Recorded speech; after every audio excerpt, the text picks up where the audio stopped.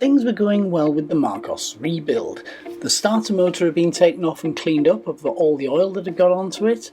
The back panel that held the starter motor in place and protected the flywheel had also been taken off and cleaned up, and the sump had been repainted, and it turned out the actual oil leak was from a dodgy seal, most of which wasn't actually there.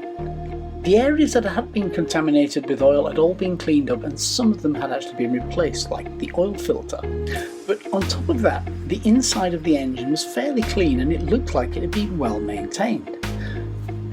Gary was now in the process of replacing all of the bolts, whether visible or not, with stainless steel ones, mainly to make maintenance easier in the future. Cosmetically, he'd also replaced the gear knob, but also added a bit of functionality with a vacuum gauge right next to the radio system. But from here, things were starting to go a bit wrong. It's rusted up that bad it won't come out. It's still part of metal connected to it. Basically that's going to be cutting off, isn't it? Yeah, well, I'll cut the whole lot off. The lower part of the chassis had turned out to be a little bit more damaged than we expected, and this was on both sides. Higher up, it's not. There's another one higher up, you know. There's two of them. Is that one just as bad? No, it's not. I can see it from here. It's not so bad. I can see that. It's not so bad. The problem being, with the car being fiberglass, you couldn't do any welding on the chassis with it in situ, so the car has to be dismantled completely, starting with the seats. We then went on to the boot, unclipping the ties that were holding the wires in place for the lights, and then moving on to the actual hinges themselves so the boot could be taken off and moved into storage.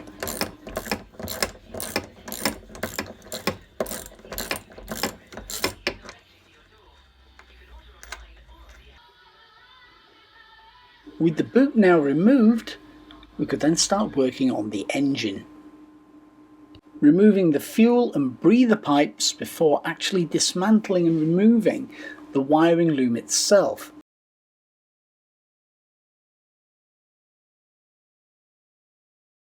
With the drive shaft removed, the engine plus gearbox could be lifted out once the bonnet had been removed. This was then placed towards the side, ready for us to do a little bit of fettling and work on later. We could start removing the wiring and various other parts from inside the car, stripping it down completely. Any wiring that couldn't actually be fully removed was then threaded through the various gaps that were appearing in the car and then placed into the footwells or out of the way so that everything was tidy and accounted for, with labelling applied so we knew exactly what was what. We did though come across a bit of a complication where the steering column went through a couple of rose joints. Luckily though, these were the same as the ones we'd replaced on the steering, but unfortunately we couldn't get them out with the body in situ.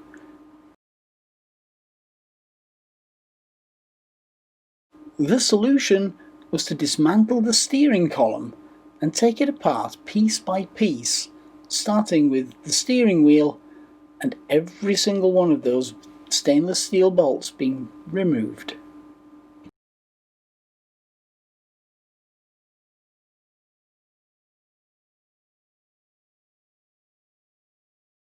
But a problem with one of the rose joints meant the angle grinder had to come out.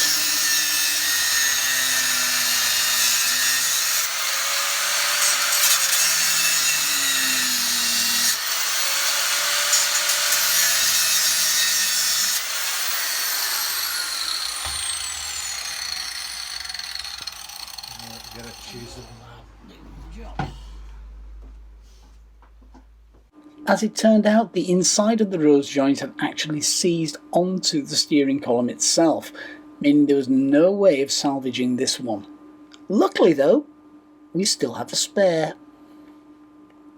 And with the steering column now completely removed, it was reassembled with all the parts in the right order, ready for storage. Next was removing the clutch and brake master cylinder housing, which was quite difficult because there was masses of tarry-like glue everywhere and it was sealed onto the wheel arch, meaning one couldn't be removed without the other. This meant the power file had to come out. These are mounting things for carriage, for pedal bar.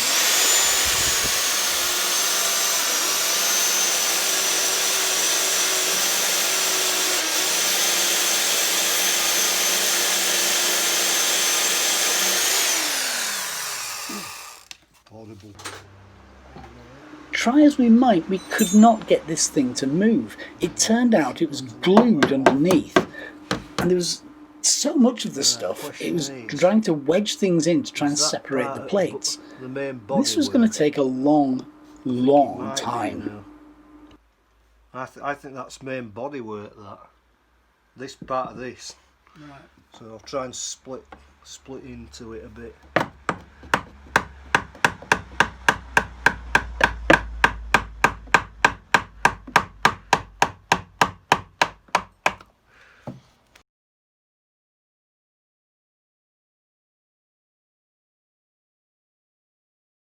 Despite chipping away at this and getting various pieces of metal underneath and trying to prise it away, we could not break the seal of the glue. Somewhere there was something else holding it in. And when Gary found it, it was in the most awkward place possible. There was no way we could get anything into there to get it out. Except maybe the power file. And Gary had to entrust the bodywork of his car and his fingers to me. Well, they do say that there's one born every minute.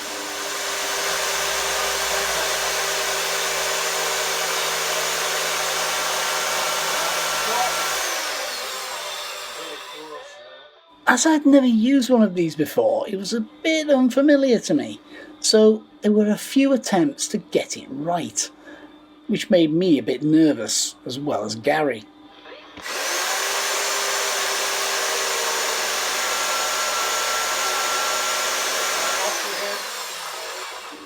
We were now making some progress. There was a bit more movement, but unfortunately that screw was still in there.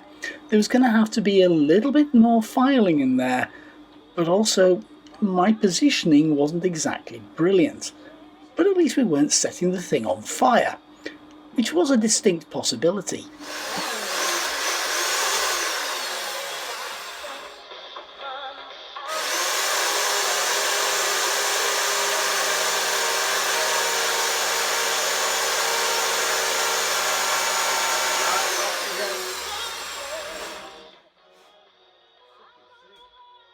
With all visible evidence of anything holding it in place now out of the way and removed, all the glue, as far as we could tell, prized apart and separated, it was now a case of trying to get it off intact, which wasn't very easy.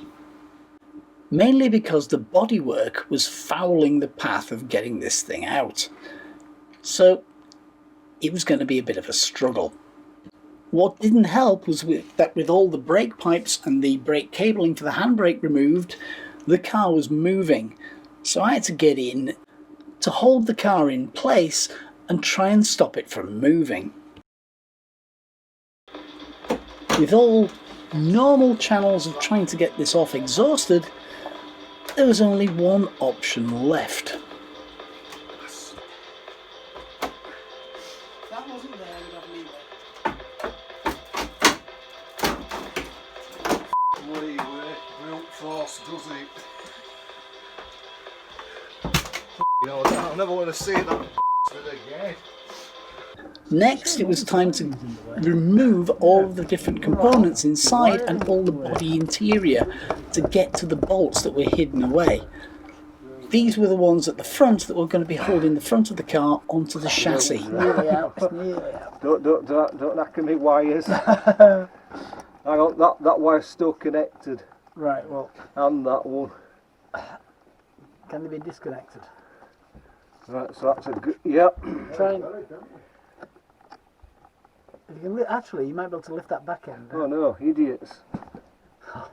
No, idiots. Right, that black one. Alright. This is supposed to be a 2-speed fan. Yeah, and they've jerry rigged it. To Who 3 knows speed. what they've done? No, it only goes on 1 speed. Oh, okay.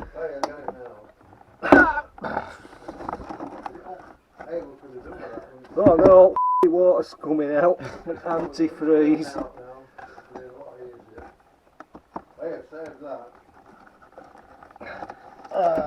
Right, should come out now. Good riddance. There was one bolt hidden behind the heater element, but I wasn't convinced that was all. So using my phone with the flashlight on, I peered into the gaps in the chassis that I could get to see if there was anything in there. And there was. Not just on one side, but on both sides. The trouble was, inside the car, these were covered in fiberglass, which had to be chiselled away.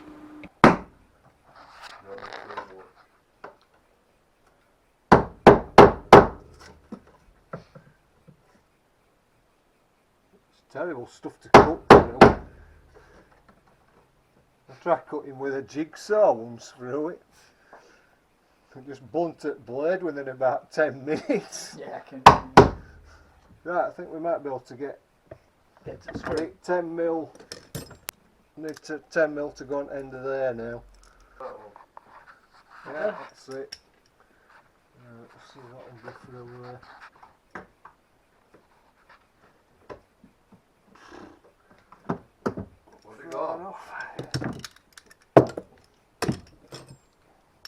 Can't get any more tackle in there. Wouldn't be surprised. Cabin will be full.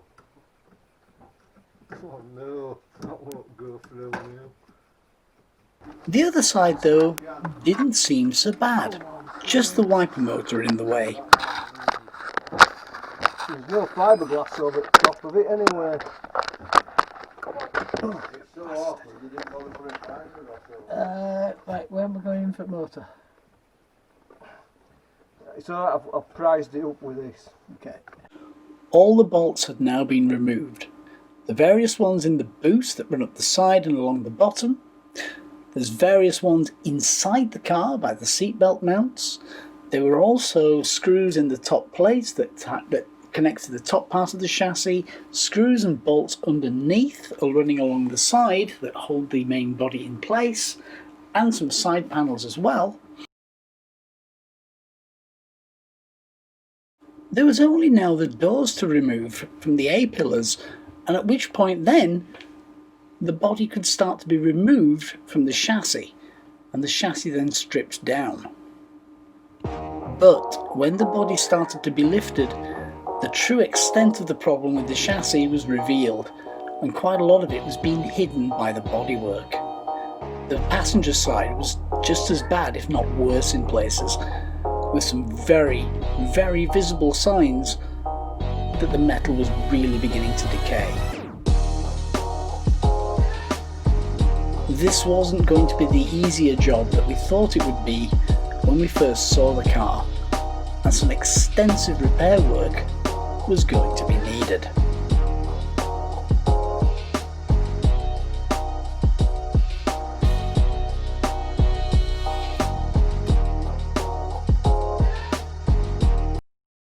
Next time with the Marcos Mantula, what will be happening? Gary will be hammering some wood. Gary hammers some more, and new fabricated parts are welded into place. Don't forget to come back and visit us to see more of what's going on with this Marcos. And remember, some of these videos are exclusive to Patreon. We are available on YouTube, of course, and on Twitter, Facebook, and we have our website. All the links for that are down below and are in the general descriptions as well. Take care. See you soon.